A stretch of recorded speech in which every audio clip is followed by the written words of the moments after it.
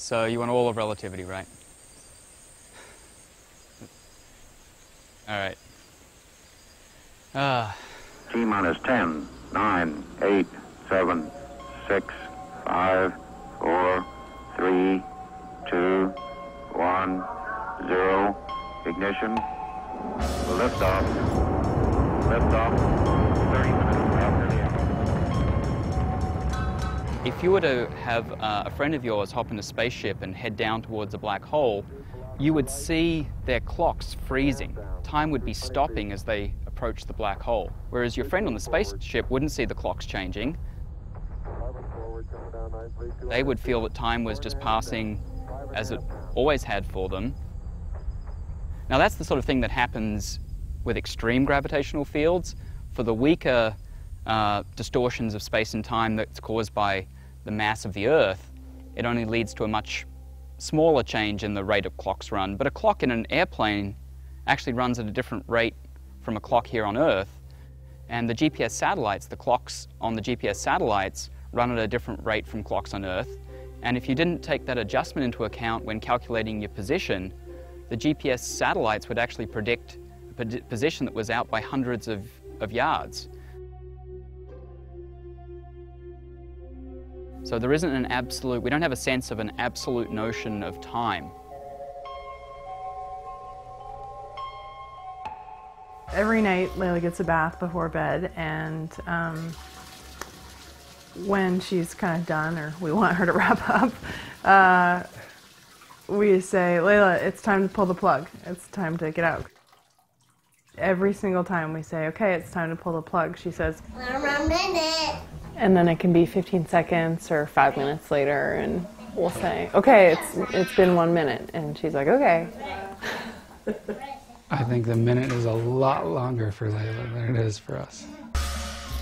Being 2.5, she's very antsy. When her attention span doesn't last very long. If she wants something, she wants it now. We can put her cheek in our mouth with match.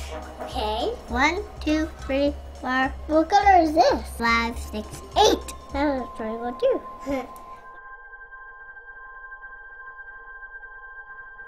If someone tells you that time doesn't really exist and that there is no fundamental difference between future and past, it doesn't seem that it's possible for people to transcend that.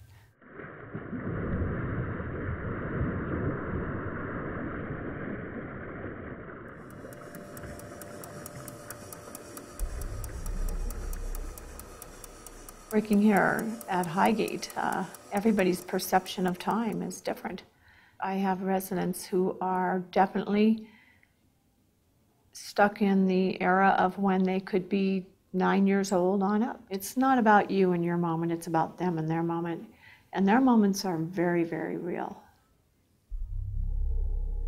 I had a gentleman who moved in here who was, would lean back in his wheelchair, clench his fists real tight and close his eyes. And he always called out this one name. There was such a feeling or such a look on his face of anguish, just so deeply upset. So I went to his life story, which is something that we have them fill out, and I looked on his life story and found that the name that he was repeatedly calling out was a sister, and it said that she had died. And he had one particular day, he was very agitated, and he kept calling out her name and calling out her name. And I was kind of hesitant to do this, but I grabbed his hand and I said, I'm right here. I'm right here. And he instantly his whole body just relaxed. And he held my hand really tight and he said, I am so sorry. The relief on his face was tremendous. And he actually passed away 2 hours later. It doesn't really matter what you or I think or what anybody else thinks. To them, they're real. There's no way you'd ever convince me it's not. I've worked here too long to see that.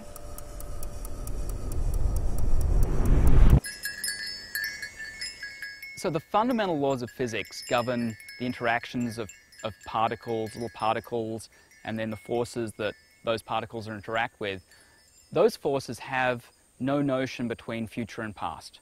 You can run things forwards and backwards, and the laws of physics do not distinguish between a direction in time. There's this other quantity, entropy, that we assign to a system which is some measure of whether it's ordered or disordered.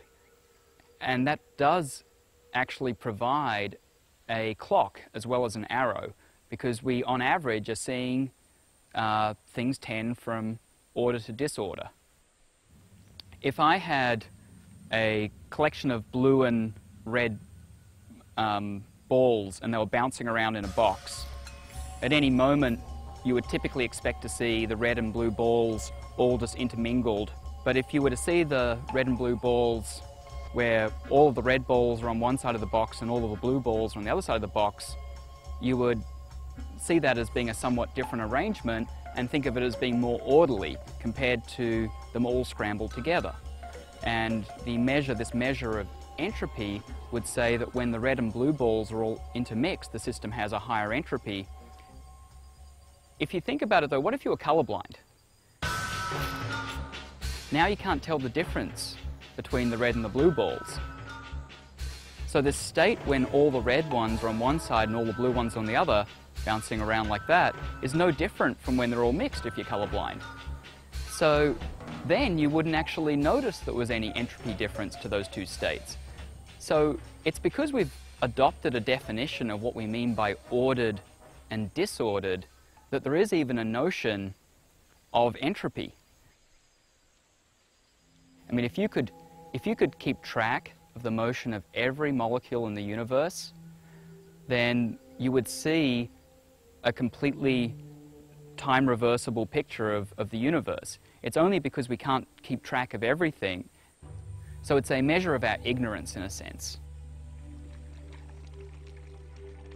So there isn't like an absolute clock that some, superior being carries around.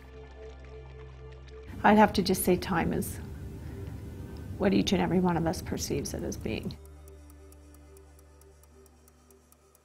What does time mean to you? All right, yeah, I think we've got, what time is it anyway?